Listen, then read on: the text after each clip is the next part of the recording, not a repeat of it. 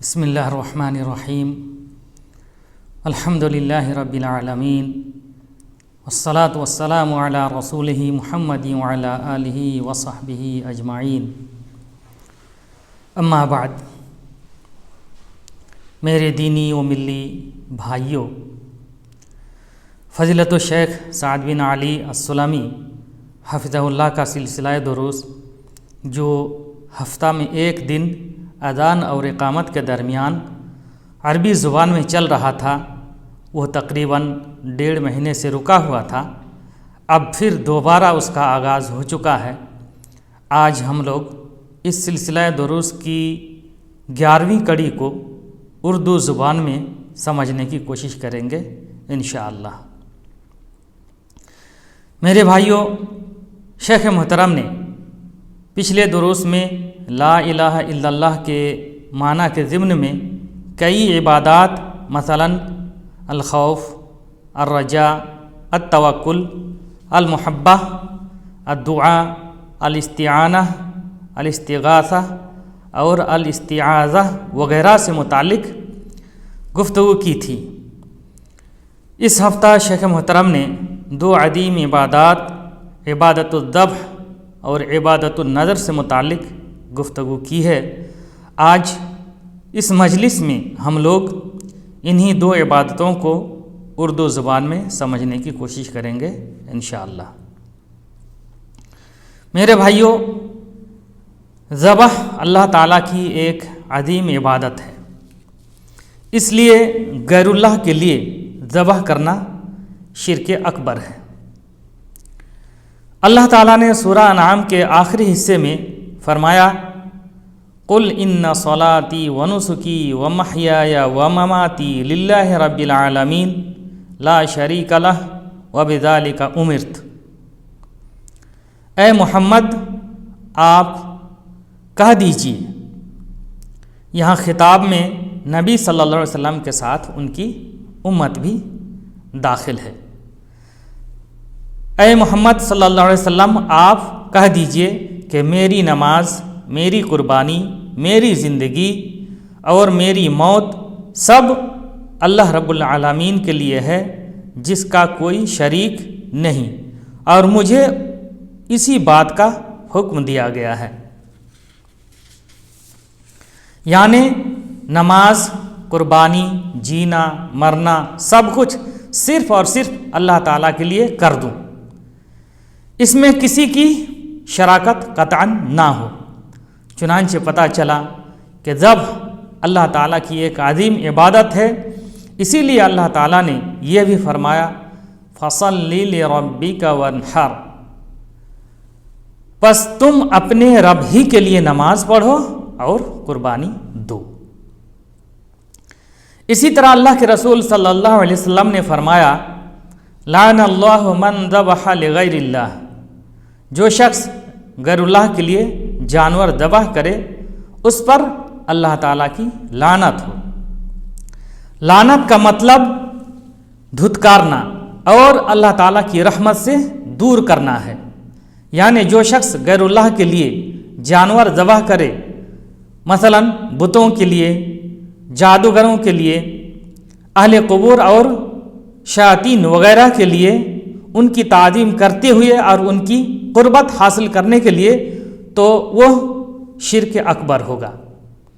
اسی لیے رسول اللہ صلی اللہ علیہ وسلم کی زبانی ان پر لعنت بھیجی گئی ہے۔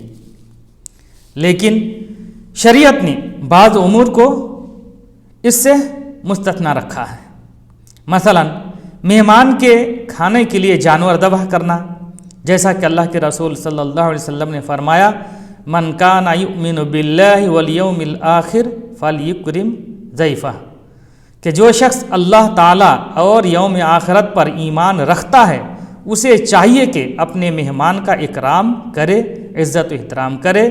تو یہ شریعت کا حکم ہے، اس لیے ایسا کرنا چاہیے، ایسا کرنے میں کوئی حرج نہیں ہے۔ اسی طرح دعوت ولیمہ میں جانور ذبح کرنا شریعت نے اس کے لیے ابھارا بھی ہے۔ اللہ کے رسول صلی اللہ علیہ وسلم نے عبد الرحمن بن عوف رضی اللہ عنہ سے फरमाया औलिम वलौ बिशात, कि तुम वलीमा करो गरचे एक बकरी ही क्यों ना हो। तो इसका हुक्म दिया है अल्लाह के रसूल सल्लल्लाहु अलैहि वसल्लम ने। इसी तरह अगर कोई शख्स जानवर दबा करके गोश्त बेचे और तिजारत करे या खुद खाने के लिए जानवर दबा करे तो यह सब शरीयत में जायज़ है, शरीयत ने उसकी इजाज़त दी है। शरीयत ने जिस चीज़ से रोका है वो ये है कि बुतों, शयातीन, अहले क़ुबूर या औलिया के नाम पर खुशू और तज़ल्लुल के साथ उनकी क़ुर्बत हासिल करने के लिए जानवर दबा किया जाए या खून बहाया जाए, और यह शिर्क अकबर है। अल्लाह ताला हम सबों को इससे महफूज रखे। एक दूसरी इबादत जिसको हम लोग समझने की कोशिश कर रहे हैं वो है इबादतुन नदर। नदर का मतलब है कि एक इंसान अपने आप पर ऐसी चीज़ को वाजिब कर ले जो उस पर वाजिब नहीं थी। मसलन कोई शख्स नज़र मानते हुए ये कहे कि मैं रमज़ान के अलावा अल्लाह ताला के लिए 10 रोज़े या 5 रोज़े रखूँगा, या कोई शख्स नज़र मानते हुए ये कहे कि फ़र्ज ज़कात और सदका के अलावा मैं अल्लाह की राह में 200 रियाल या 100 रियाल खर्च करूँगा। ये चीज़ें उन पर वाजिब नहीं थीं, लेकिन उन्होंने खुद अपने ऊपर वाजिब कर लिया, तो अब उसके लिए उस पर अमल करना और उस नज़र को पूरी करना ज़रूरी है। चूँकि नज़र एक इबादत है, इसलिए अल्लाह ताला ने नज़र पूरी करने वाले की तारीफ़ भी की है। चुनांचे अल्लाह ताला ने फरमाया यूफून बिन नज़र व यखाफून यौमन कान शर्रुहु मुस्ततीरा, ये लोग नज़र पूरी करते हैं और उस दिन से डरते हैं जिसका शर चारों तरफ फैल जाने वाला है, यानी क़यामत के दिन से डरते हैं। अल्लाह ताला ने यह भी फरमाया वमा अनफ़क़्तुम मिन नफ़क़तिन औ नदरतुम मिन नज़रिन फ़इन्नल्लाह यअलमुहु वमा लिज़्ज़ालिमीन मिन अंसार। और तुम अल्लाह की राह में जो कुछ भी खर्च करो या जो भी नज़र मानो, अल्लाह ताला उसको जानता है, यानी अल्लाह ताला उसका बदला तुम्हें देगा और जालिमों का कोई मददगार नहीं होगा। मेरे भाइयों, इस सिलसिले में एक अहम चीज़ जिसकी तफसील जानना ज़रूरी है वो यह कि नज़र की 2 किस्में हैं। पहली किस्म नज़रे महमूद, यानी जिसको पसंद किया जाता है। दूसरी किस्म है नज़रे मज़मूम, यानी मकरूह। पहली किस्म नज़र महमूद वो नज़र है जिसके अंदर कोई शर्त न लगाई जाए। नज़र मज़मूम वो नज़र है, दूसरी किस्म है ये, दूसरी किस्म नज़र मज़मूम वो नज़र है जिसके अंदर शर्त लगाई जाए। मसलन अगर कोई शख्स कहे कि मैं रमज़ान के अलावा नज़र के तौर पर अल्लाह ताला के लिए 1 महीना रोज़े रखूँगा, या कहे कि फ़र्ज ज़कात और सदका के अलावा नज़र के तौर पर 200 रियाल या 100 रियाल अल्लाह की राह में खर्च करूँगा, तो यह सिर्फ एक नज़र की इबादत होगी, उसके अंदर कोई शर्त नहीं है, इसलिए यह नज़र महमूद होगी, यानी ऐसी नज़र जिसको शरीयत के अंदर पसंद किया गया है। लेकिन अगर कोई शख्स कहे कि अल्लाह ताला मेरे मरीज़ को सेहतयाब कर दे तो मैं 1 महीना रोज़े रखूँगा, या इतना माल सदका करूँगा, या मेरे बेटे को अल्लाह ताला फ़लाँ इम्तिहान में कामयाब बना दे तो मैं इतने रोज़े रखूँगा या इतना माल अल्लाह की राह में सदका करूँगा। यानी इस नज़र में शर्त है कि अल्लाह ताला ऐसा करेगा तो मैं ऐसा करूँगा। इस तरह की नज़र मज़मूम यानी मकरूह है। ऐसी नज़र को شریعت کے اندر پسند نہیں کیا گیا ہے۔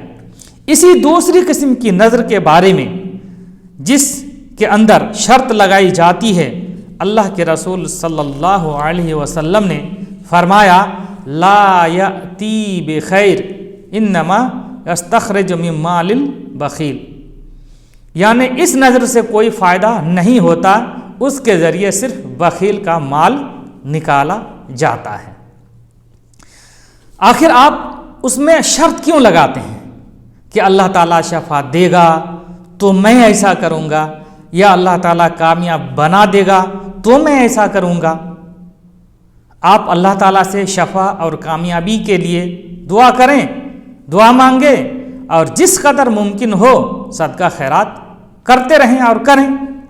لیکن یہ دونوں طرح کی نظریں، چاہے نظر محمود ہو یا نظر مکروہ، یہ جو دو قسمیں بتلائی گئیں نظر کی، نظر محمود اور نظر مذموم یعنی مکروہ، یہ دونوں قسم کی نظریں، یہ دونوں قسم کی نظریں چاہے نظر محمود ہو یا نظر مکروہ، ان کو پورا کرنا واجب ہے، کیونکہ انسان خود ان کو اپنے اوپر واجب کرتا ہے، اس لیے واجبی طور پر اسے پوری کرنا ہے اور پوری کرنا ضروری ہے۔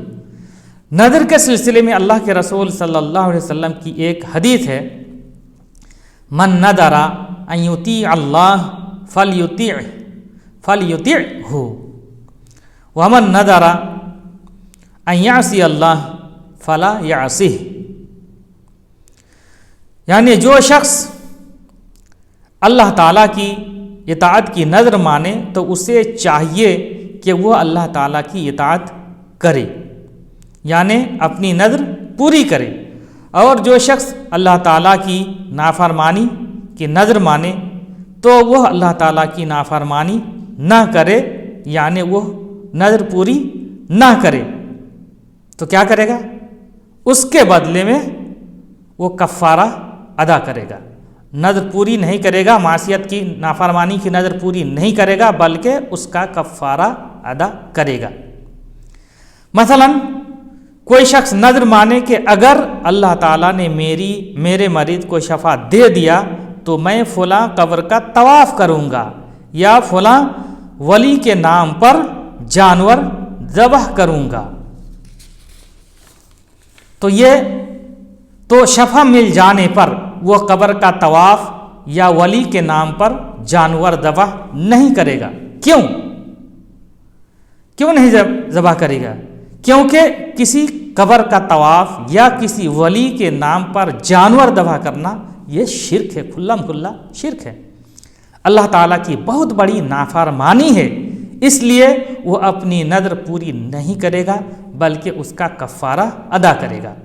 اس کا کفارہ یہ ہے کہ 10 مسکینوں کو کھانا کھلائے گا، یا ان کو یعنی ان 10 مسکینوں کو کپڑا پہنائے گا، یا ایک مومن غلام آزاد کرے گا۔ اگر تینوں میں سے کسی کی بھی استطاعت نہیں ہے، تینوں میں سے کوئی نہیں کر سکتا، تو 3 روزے رکھے گا۔ میرے بھائیوں، فضیلت الشیخ سعد بن علی السلامی حفظہ اللہ کا یہ درس 15ویں شعبان کے موقع پر ہوا تھا، اس لیے شیخ محترم 15ویں شعبان کی رات کے سلسلے میں تھوڑا سا اشارہ بھی کیا تھا، شیخ محترم نے اس سلسلے میں کچھ اشارہ بھی کیا تھا۔ چنانچہ شیخ نے بتایا کہ لوگوں کے درمیان یہ عام ہے کہ اس رات کے فضائل ہیں، اس رات کے اس طرح کے فضائل ہیں، اس رات کی عبادت میں اس طرح کے اجر ہیں وغیرہ، اس طرح کی باتیں لوگوں کے درمیان عام ہیں۔ چنانچہ شیخ نے بتایا کہ اس رات کے فضائل اور اجور کے تعلق سے جتنی بھی روایتیں بتائی جاتی ہیں، بیان کی جاتی ہیں، کوئی بھی صحیح سند سے ثابت نہیں ہے، اس لیے ان پر بھروسہ نہیں کیا جا سکتا، ان کو سامنے رکھ کر ان پر عمل نہیں کیا جا سکتا۔ اس رات کے سلسلے میں ایک روایت صحیح سند کے ساتھ روایت کی گئی ہے، وہ یہ ہے، آپ صلی اللہ علیہ وسلم کا ارشاد ہے، یطلع اللہ تبارک و تعالی الی خلقہ لیلۃ النصف من شعبان فیغفر لجمیع خلقہ الا لمشرک او مشاہن۔ اللہ تعالیٰ شعبان کی 15ویں رات کو اپنی پوری مخلوق کی طرف بنظر رحمت دیکھتا ہے، پھر مشرک اور کینہ پرور کے سوا باقی ساری مخلوق کی بخشش کر دیتا ہے۔ چنانچہ اس حدیث کے پیش نظر ہر انسان کو چاہیے کہ ہر طرح کے شرک سے بچے، کسی کے ساتھ کوئی دشمنی، بغض و حسد اور کینہ ہے تو ان تمام کو ختم کرے تاکہ یہ فضیلت ان کو حاصل ہو۔ پھر ایک چیز اور کہ یہ فضیلت صرف 15ویں شعبان کے ساتھ خاص نہیں ہے، بلکہ یہ تو ہر سوموار اور جمعرات کے بارے میں بھی ہے۔ مسلم شریف کی روایت میں ہے کہ سوموار اور جمعرات کو جنت کے دروازے کھول دیے جاتے ہیں اور اللہ تعالیٰ ہر اس بندے کی مغفرت کرتا ہے جو اللہ تعالیٰ کے ساتھ کسی چیز کو شریک نہیں ٹھہراتا، سوائے اس شخص کے جس کے درمیان اور اس کے کسی بھائی کے درمیان بغض ہو، حسد ہو، کینہ ہو، دشمنی ہو، تو ایسے کی مغفرت نہیں کرتا۔ کہا جاتا ہے ان دونوں کو مہلت دو یہاں تک کہ وہ صلح کر لیں، 3 مرتبہ ایسا کہا جاتا ہے۔ لہذا مغفرت والی روایت کو اس بات کے لیے دلیل نہیں بنایا جا سکتا کہ اس رات کو بطور خاص منایا جائے، یعنی شعبان کی 15ویں رات کو بطور خاص منایا جائے، اس کے لیے اس کو دلیل نہیں بنایا جا سکتا۔ اسی طرح محفل منعقد کرنا 15ویں شعبان کو یہ بھی صحیح نہیں ہے، اور کسی طرح کی کوئی خصوصی عبادت 15ویں شعبان کی رات کو ثابت نہیں ہے، اس لیے نہیں کرنا ہے، اور مغفرت والی روایت کو اس کے لیے دلیل نہیں بنایا جا سکتا۔ ورنہ اگر اس کو ان سب کے لیے دلیل بنایا جا سکتا ہے تو پھر سوموار اور جمعرات کو بھی یہی فضیلت حاصل ہوتی ہے۔ لہذا ضعیف اور من گھڑت روایتوں کو دلیل بنا کر شعبان کی 15ویں رات کو منانا اور بطور خاص عبادت کرنا صحیح نہیں ہے، اس سے بچنا چاہیے۔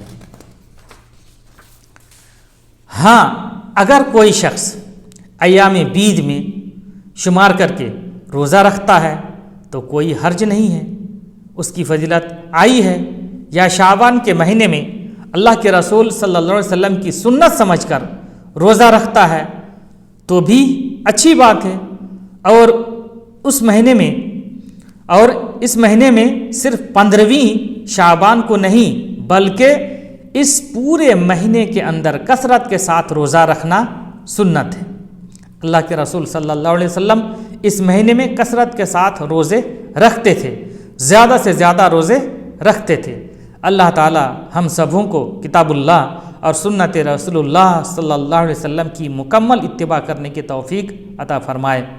اللہ رب العزت جب تک ہم لوگوں کو زندہ رکھے، صحیح ایمان، صحیح عقیدے اور صحیح عمل کی توفیق بخشے، اور جب بھی اللہ رب العزت ہمارا خاتمہ فرمائے تو ہمارا خاتمہ بالخیر فرمائے، اور ہماری زبان کا آخری کلمہ توحید لا الہ الا اللہ ہو۔ وصلی اللہ علی نبینا محمد وعلی آلہ وصحبہ اجمعین وجزاکم اللہ خیرا۔